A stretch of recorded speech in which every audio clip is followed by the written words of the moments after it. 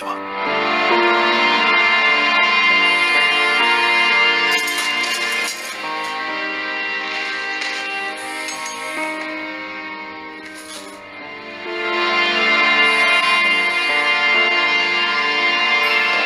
少年はぐったりとして起き上がる気力もないようだった。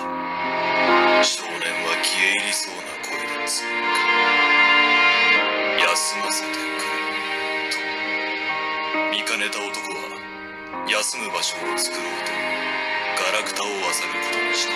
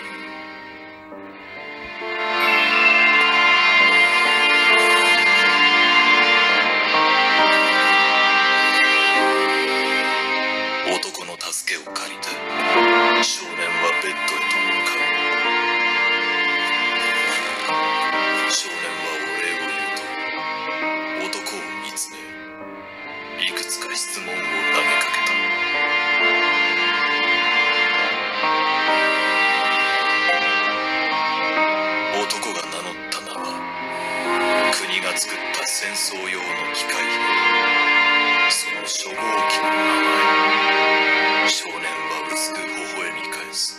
僕はこの国の第一王者だった人間だ。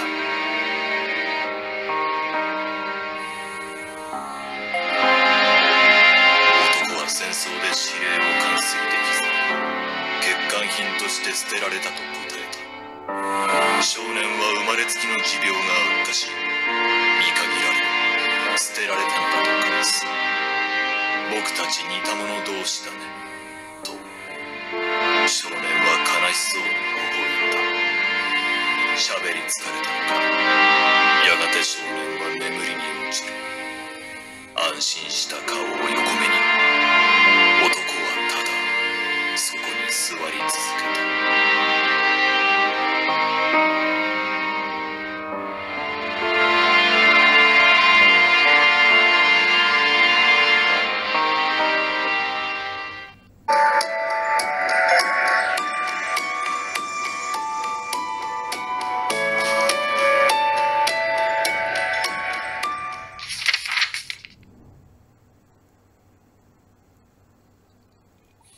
寒さが体に触ったのか少年の体調は徐々に悪化した。部屋を見回すとガラクタの奥に薬瓶らしきものが見える。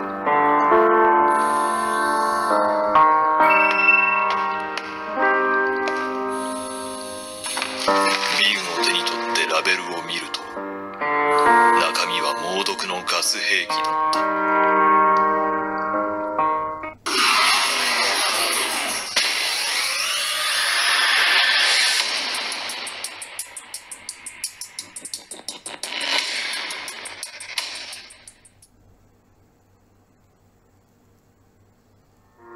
男は少年のために薬探しを続ける。壁際に散乱するガラクタの先にも倉庫が広がっているようだ。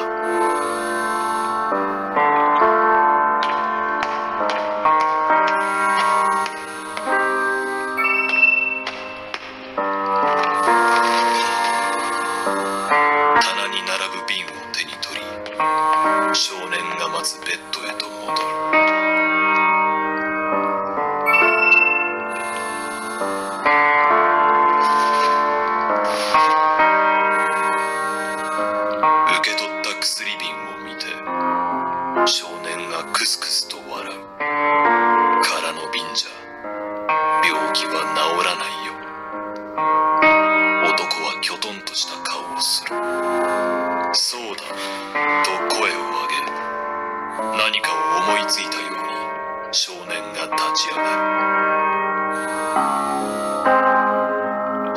は瓶の中にろうそくを入れ、ランプに変身させた。そして小さな声である歌を歌い始めた。勇者は剣を抜く。己の意志の力で世界に満ちる暗黒が行く手を阻もうと、恐怖に支配された民を救いの光で導くために。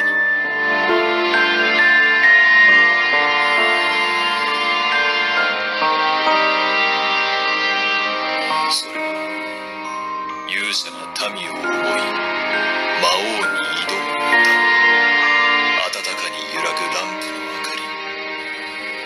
男はじっと考えている。ありがとう。男の中にあるはずもない言葉があふれた。きょとんとした少年の顔が一生分と思える笑顔に変わる。凍えるような部屋の片隅で彼らは今同じ体温を感じていた。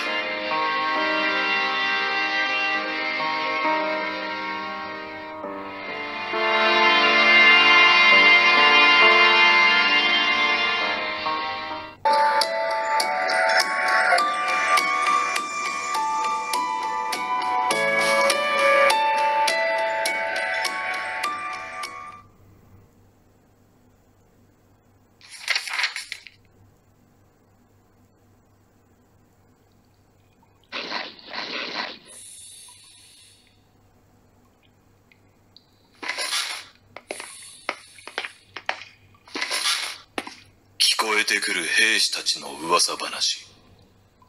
王国がまた開戦を宣言したらしい。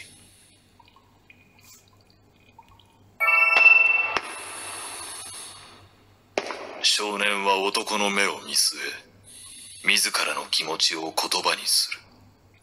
父王に怯え、言いなりとなって戦争に加担してしまった後悔を、戦争から民を守るために父王を止めたいのだと。強い意志が少年の瞳に灯っていた。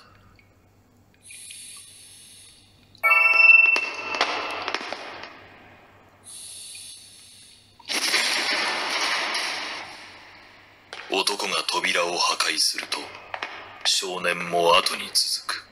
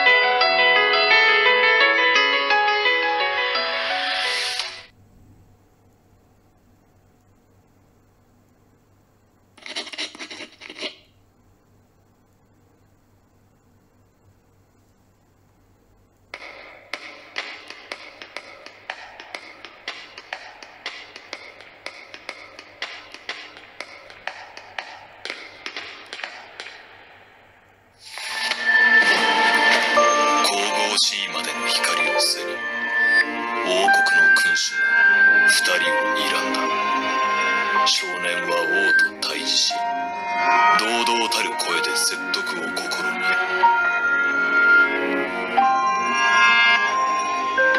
第一王子の名のもとに終戦を進言する。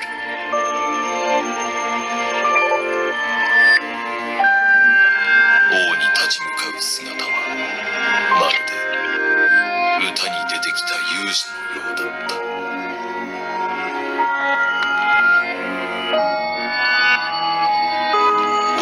下びた笑みを浮かべながら機械兵に命を下す。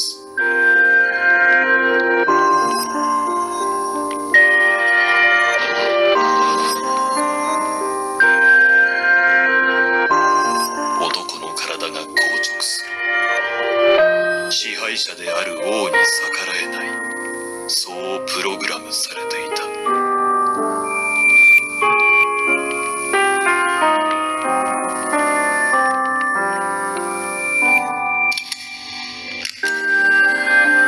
は震えながら銃を構える。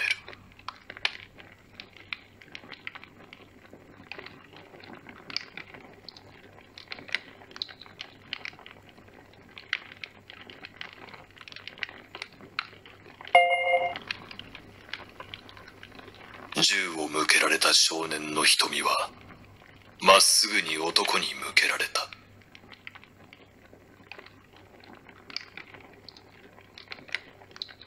男は命令に抗えず、引き金を引く指に力が入る。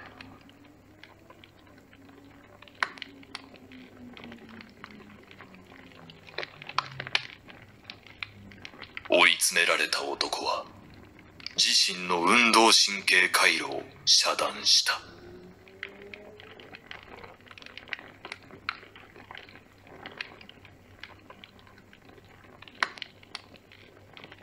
指が引き金からほどけ、少年の前でひざまずく。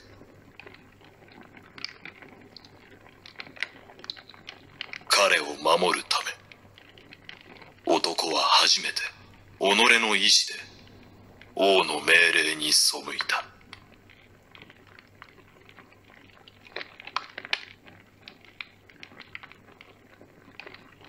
王は獣のような叫び声を上げると、二人の反逆者の前で立ち上がる。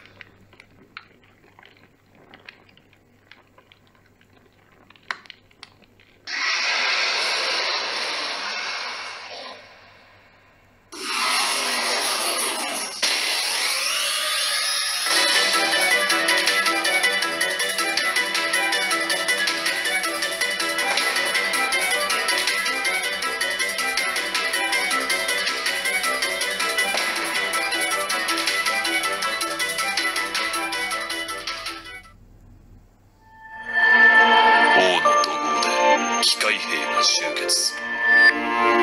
反逆者を八つ裂きにせよと。男は少年の手を取り、王城から逃げ出そうとする。それは男が初めて持った自らの意志だった。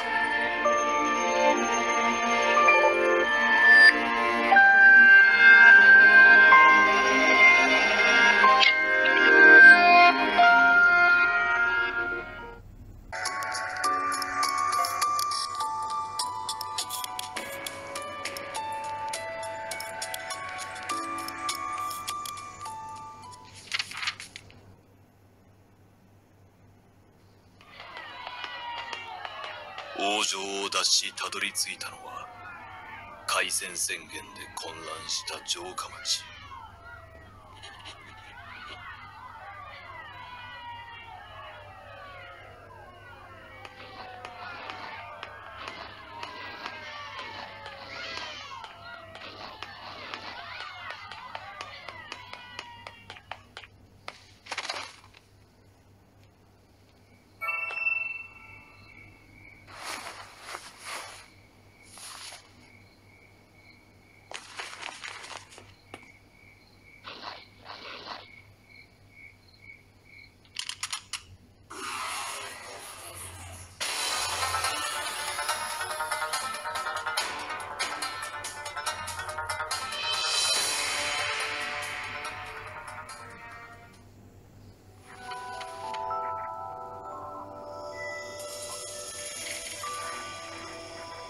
二人は手を取り合い、なんとか国の外へ逃げ延びた。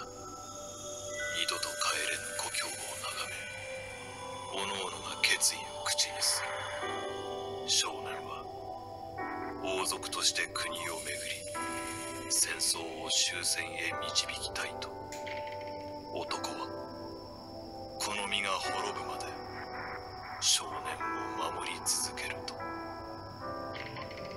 王国が張り巡らせた傀儡の糸、その呪縛に抗った二人、それぞれの決意を胸に来への一歩を踏み出した。